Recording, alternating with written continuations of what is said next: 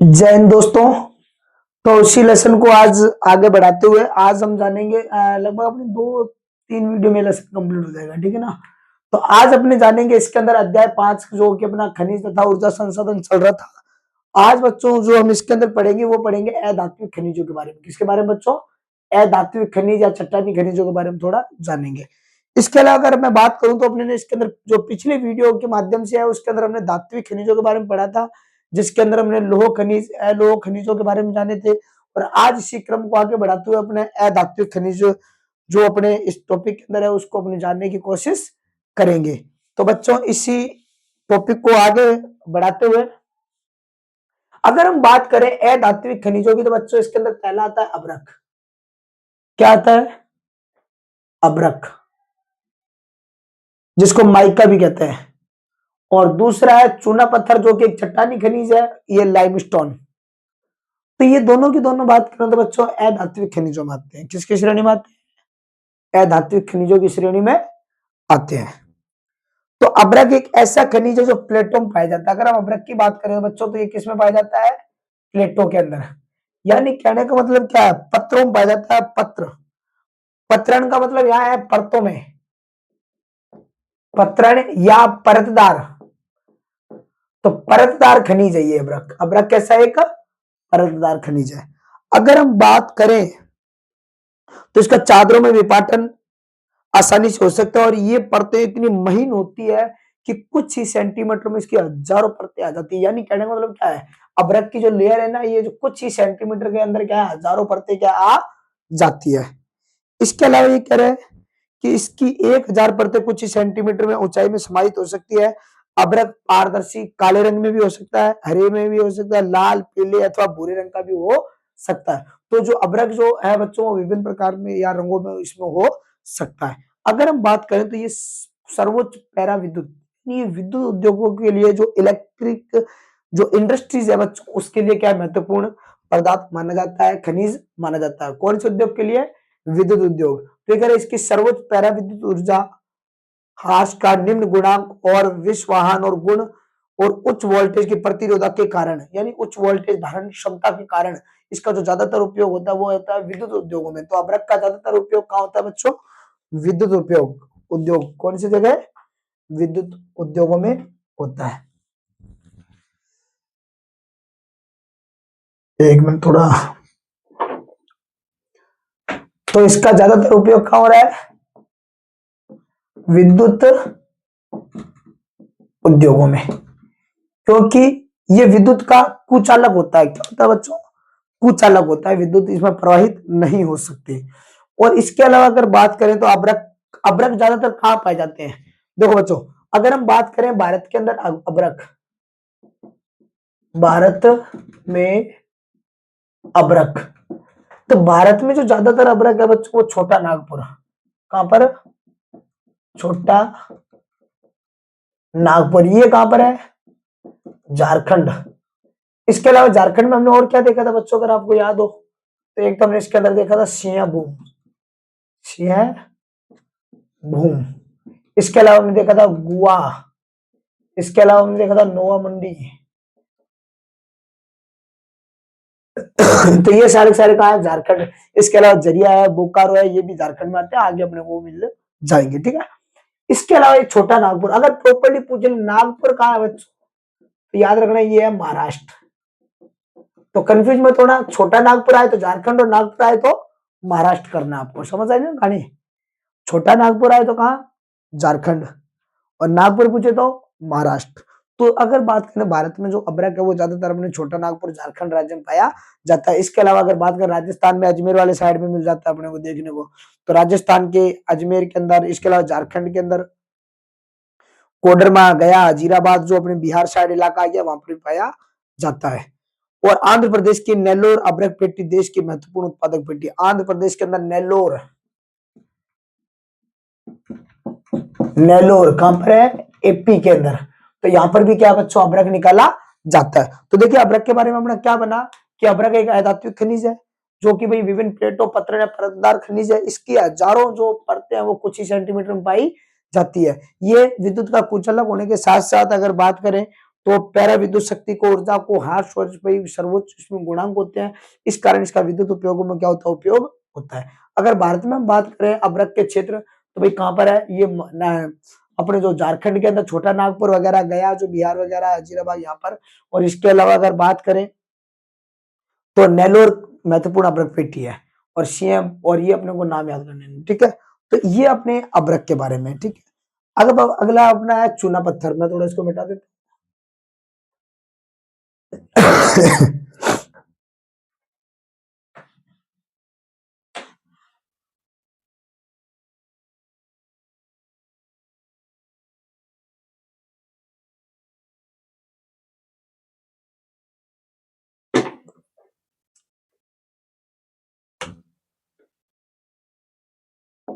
चूना पत्थर जिसको हम लाइमस्टोन कहते हैं बच्चों, क्या कहते हैं, लाइमस्टोन या कैल्शियम, और ये इसको हम कैल्शियम कार्बोनेट,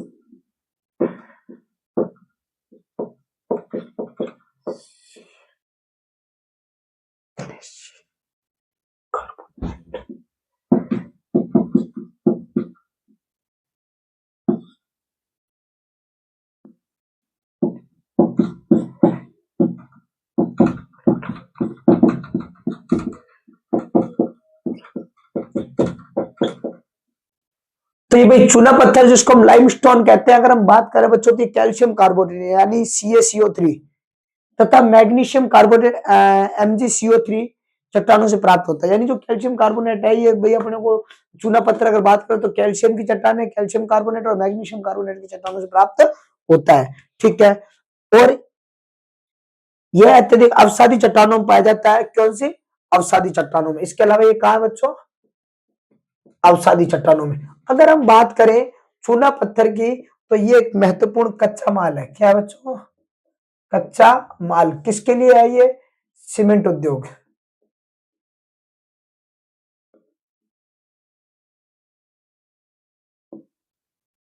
सीमेंट उद्योग के लिए कच्चा माल है।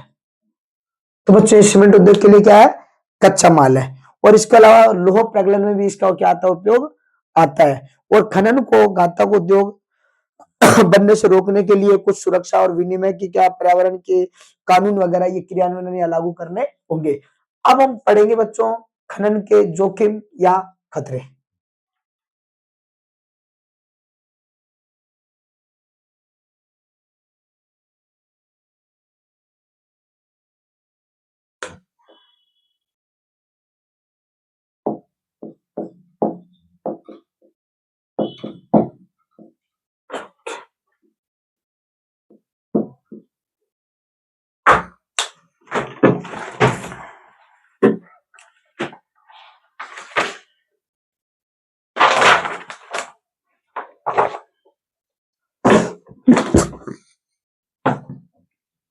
तो खनन के जो खनन कार्य होते हैं, जब खनिजों को हम प्राप्त करने के लिए खनन करते हैं, तो खनन के अंदर बच्चों वो बहुत ज्यादा क्या है, जोखिम भरे काम, खतरे का बहुत ज्यादा क्या है, आगाज या डर रहता है। अगर हम बात करें भाई खनिज, भाई खनन के क्या क्या खतरे हो सकते हैं, जब किसी धरातलीय खनन हो रहा है, किसी धरातल के अंदर कोई खनन हो रहा है, तो वहां पर भाई जल रिसाव की या जलाक्रांतता का क्या है भाई खतरा रहता है। पहला, पानी की मात्रा, भी पानी आ जाना, बाढ़ आ जाना खनन के अंदर।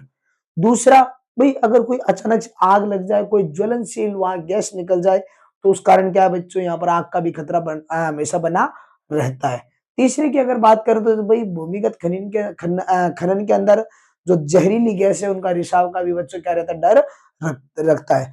अगर कोई लंबी जो सुरंग के रूप में, किसके रूप में, अगर कोई सुरंग के रूप में अगर कोई खनन कर रहा है, तो उसके अंदर सुरंग का टूटना, पिलर टूटना, गिरना, तो उस चीज का भी क्या जोखिम भरे कार्य रहते हैं। इसके अलावा जो वर्कर्स होते हैं, जो मजदूर होते हैं, उनको सांस लेने में अनेक बीमारियों का भी क्या है, सामना करना पड़ता है खनन उसके अंदर। जैसे कोयले की खनन खान है, तो उसके अंदर आग लगने का बहुत ज्यादा डर रहता है।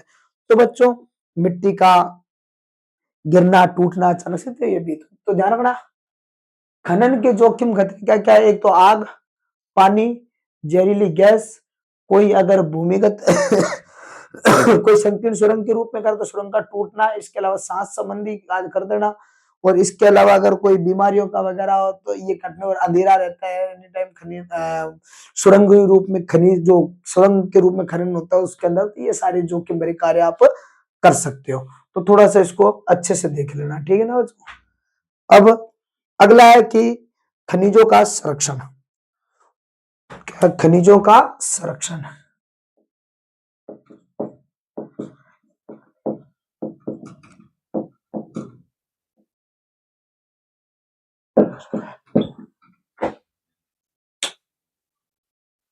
जिन खनिज संसाधनों निर्माण में सांद्रण में लाखों वर्ष लगे हैं, हम उनका उपयोग क्या बहुत तीव्र गति से कर रहे हैं, और जबकि खनिज निर्माण की जो प्रक्रिया है वो भूगर्भीय जो प्रक्रिया है बच्चों वो क्या बहुत धीमी है, और वर्तमान जो दर है उसकी खनिजों की उपभोग जो यूज करने का वो क्या बहुत ज्यादा है, और उसे पुनर्भरण करना भाई इस हिसाब से देखा जाए तो पॉसिबल नहीं है, और इसलिए खनिजों को हमें ज्यादातर क्या है सीमित मात्रा में उपयोग करना चाहिए। अब देखो हम खनिजों की संरक्षण की बात करते हैं, तो खनिजों को भविष्य को ध्यान में रखते हुए इसका उपयोग करना चाहिए। पहली चीज, खनिजों को ज्यादातर जो अपने गैर परंपरागत खनिज है, जो नवीकरणीय खनिज है, उनको उपयोग करना चाहिए क्योंकि वो असमाप्य संसाधन होते हैं। और अगर हम बात करें तो खनिजों का जो उपयोग है वो योजनाबद्ध तरीके से नियोजन प्लानिंग के थ्रू क्या इसका उपयोग करना चाहिए, ताकि भविष्य की जो आने वाली पीढ़ी है वो भी क्या कर सके, खनिजों का उपयोग कर सके। इसके अलावा अगर हम बच्चों बात करें तो हमें खनिजों का आवश्यकता से अधिक क्या है उपयोग या दोहन नहीं करना चाहिए। तो इस प्रकार से हम क्या कर सकते हैं बच्चों, खनिजों का संरक्षण कर सकते हैं। किसका? खनिजों का संरक्षण कर सकते हैं। अगला अपना टॉपिक है वो बच्चों वो है ऊर्जा संसाधन। तो ऊर्जा संसाधन अपना जो खनिज तीन प्रकार के होते हैं, धात्विक, अधात्विक और ऊर्जा खनिज। तो अगला अपना यही टॉपिक है ऊर्जा खनिज। ये अपने नेक्स्ट वीडियो पार्ट के माध्यम से लाएंगे ऊर्जा खनिज। तो भारत के अंदर वे खनिज जिससे क्या प्राप्त हो, या भारत में कहीं भी, कि वे खनिज जिनसे क्या प्राप्त हो, ऊर्जा प्राप्त हो। क्या प्राप्त हो? ऊर्जा। क्या कहलाते हैं? ऊर्जा खनिज। अच्छे से कर लेना, इसको अपने नेक्स्ट पार्ट के माध्यम से लाएंगे। इसी के साथ जय हिंद, जय भारत।